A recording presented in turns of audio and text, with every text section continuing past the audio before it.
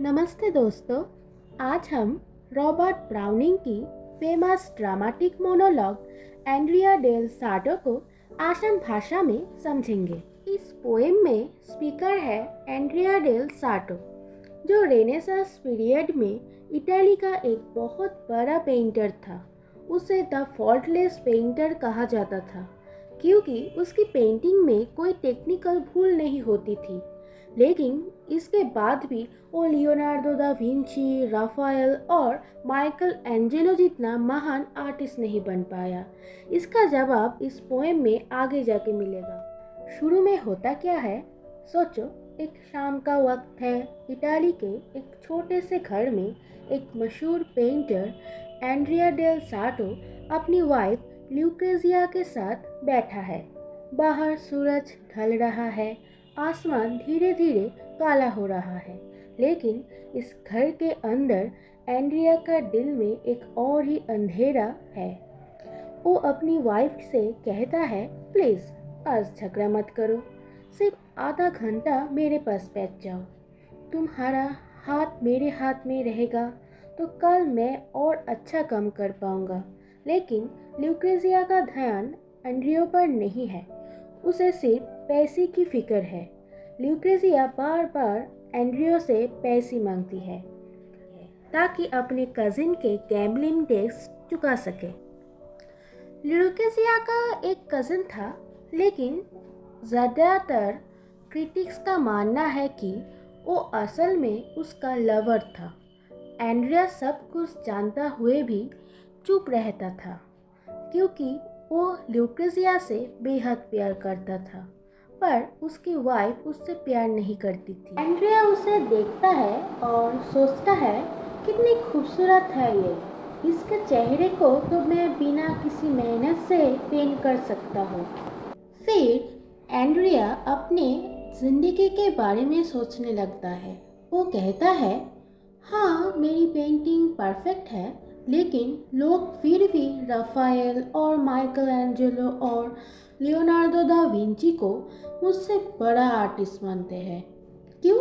क्योंकि उनकी पेंटिंग में एक स्पिरिचुअलिटी है, एक जज्बा है, एक दीवानगी है, और एंड्रिया के पास सिर्फ परफेक्शन है। फिर उसे पुराने दिन याद आते हैं।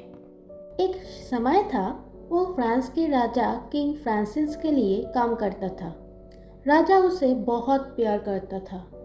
सब लोग उसकी तारीफ करते थे, उसकी पेंटिंग की तारीफ करते थे। लेकिन एक दिन ल्यूक्रेजिया ने उसे कहा, चलो हम इटली चलते हैं। एंड्रिया सब कुछ छोड़ के अपनी पत्नी के साथ वापस चला गया। राजा ने जो पैसे उसको दिए थे उसकी पेंटिंग के ग्रोथ के लिए था, पर वो पैसों से अपनी घर बनाया इटली में। और आज भी उसे उस बात की बहुत अफसोस है। वो सोचता है, शायद मैंने भूल किया और ये नहीं करना चाहिए था, लेकिन मैंने सब कुछ प्यार के लिए किया। फिर एंड्रिया और एक बात कहता है जो पूरा पोएम का एक जान है। अगर तुम मुझे पैसे के बदले सपने दिखाती, अगर तुम कहती एंड्रिया महान बनो, तो शायद आज मैं भी राफेल की तरह बड़ा बन जाता और राफेल के बराबर खड़ा रह पाता। लेकिन फिर वो खुद ही रुक जाता है और कहता है, नहीं, शायद इसमें सिर्फ तुम्हारी गलती नहीं है। एक महान शिल्पी बनने के आग अंदर से आनी चाहिए। धीरे धीरे रात हो जाता है, तभी बाहर से सीटी की आवाज़ आती है। ल्यूक्रेजिया का कज़न उसे बुलाने आया है। एंड्रिया जानता है कि वो उसे मिलने जा रही है और शायद फिर पैसा मांगेगी। फिर भी एंड्रिया कहता है, ठीक है, मैं कल और कमा के लाऊंगा और पैसे कमाऊंगा। तुम खुश रहो, बस इसी में मेरी खुशी है। ल्यूक्रेजिया चले जाती है। एंड्रिया अकेला घर में बैठा है, सोच रहा है अपने गलतियों को, अपनी पास्ट लाइफ को। आसमान में एक तारा चमक रहा है। वो ऊपर देखकर धीरे धीरे कहता है, शायद इस दुनिया में नहीं, लेकिन स्वर्ग में मुझे एक और मौका मिलेगा। शायद वो वहाँ मैं पेंटर बन सकूँगा, जो मैं हमेशा बनना चाहता हूँ। और इस दर्द भरे ख्याल के साथ कविता ख़त्म हो जाती है। आपको ये वीडियो अच्छी लगी तो लाइक सब्सक्राइब ज़रूर करना।